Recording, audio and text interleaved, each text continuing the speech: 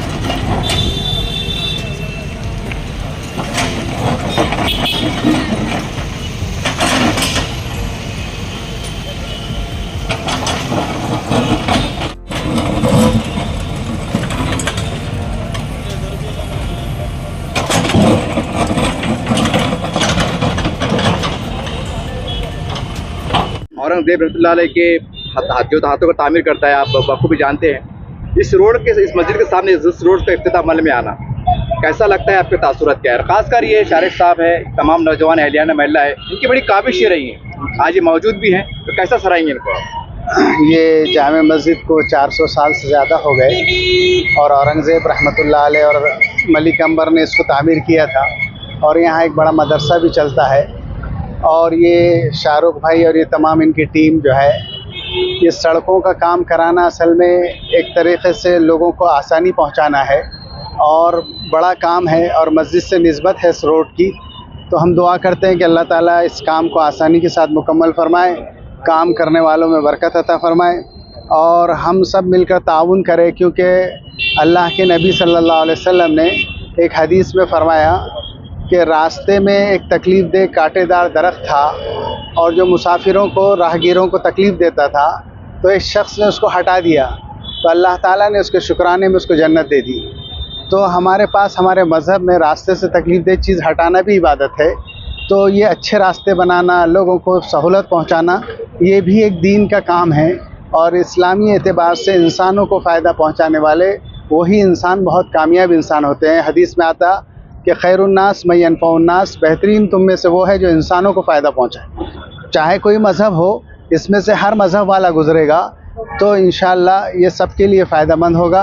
हम दुआ करते हैं कि जो लोग काम कर रहे हैं, इससे पहले भी इन लोगों ने डिवाइडर का काम किया, मस्जिद के उधर पानी थमता था, हम लोगों ने इनसे बात की कि भाई ये पूरा मस्जिद में नमाजियों के लिए बड़ी तकलीफ़ है, तो फ़ौरन एक्शन लेते हैं उन्होंने नाली का काम किया और वो फुटपाथ बनाया, जिससे वहाँ जाने वाले मुसल्लियों के लिए बड़ी सहूलत हुई।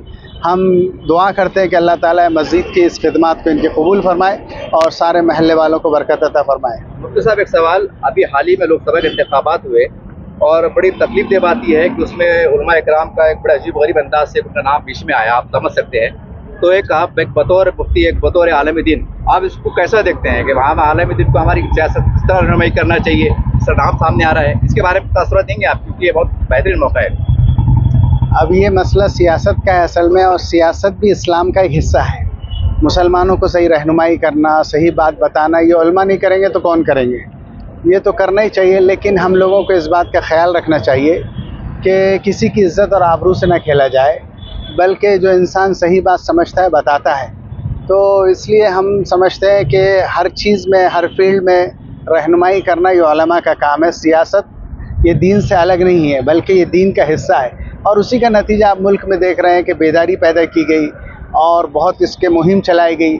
उसके नतीजे में अल्लाह ताला ने ज़ालिमों को नीचे लाया और अल्लाह ताला ने एक सेकुलर जमातों को मौका दिया।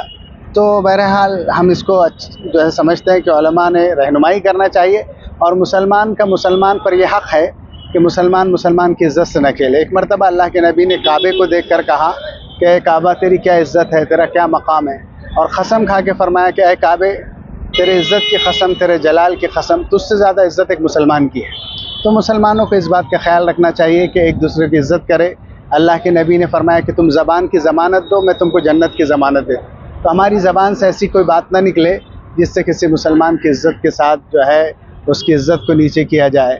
और जो आदमी किसी को जलील करता है, इज़्ज़त वाले को, तो अल्लाह ताला उसको फिर दुनिया में ही जलील कर देता है। मतलब आपका सवाल है आपसे, 3 महीने के बाद हमारे औरंगाबाद शहर में महाराष्ट्र में विधानसभा चुनाव आने वाले हैं, और बतौर खास औरंगाबाद का माहौल ऐसा पाया जा रहा है, सभी पार्टी के बड़े जिम्मेदार तो पीछे अपने आप में मस्त है, लेकिन जो कार्यकर्ता है वो उसे अपनी अपनी पार्टियों या अपने अपने नेताओं की इज्जत को अपनी आन बान शान समझ रहे हैं, जबकि जैसा आपने सियासत के बारे में कही दिया है, ऐसे नौजवान जो जज्बात का बेरवि के शिकार हो जाते हैं, आपस में कशीदगी होती है, यहाँ तक कि झगड़े पे आमद हो जाते हैं, अल्लाह ना करे कोई बड़ा हादसा हो जाए, तो ऐसे नौजवानों को जो अलग अलग पार्टियों से वाबस्ता है, जुड़े हुए हैं, उनको क्या पैगाम नहीं है? हमारा पैगाम यह है कि आप जो सही समझते हैं उसको कीजिए, लेकिन किसी की इज़्ज़त के साथ ना खेलिए। देखो, आप गैर मुस्लिम भी इलेक्शन लड़ते हैं, लेकिन वो आज इलेक्शन लड़ते हैं, दूसरे दिन सब मिल जाते हैं। उनके पास इसको एक मुद्दा नहीं बनाया जाता है, और वो जो है उससे दुश्मनियाँ नहीं पाल लेते। इसलिए हम लोगों को भी समझना चाहिए कि हम एक दूसरे का ख्याल रखें, दिल साफ़ रखें।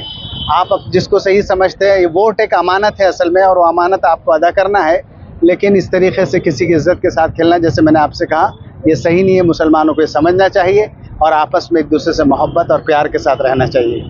आप सर साहब क्या कहेंगे? आज बड़ा बेहतरीन मौका है, काफ़ी सराहा गया आपके काम को, ऐसा लगता है जब एक काम बड़े कामयाबी की तकमील पहुँचता है?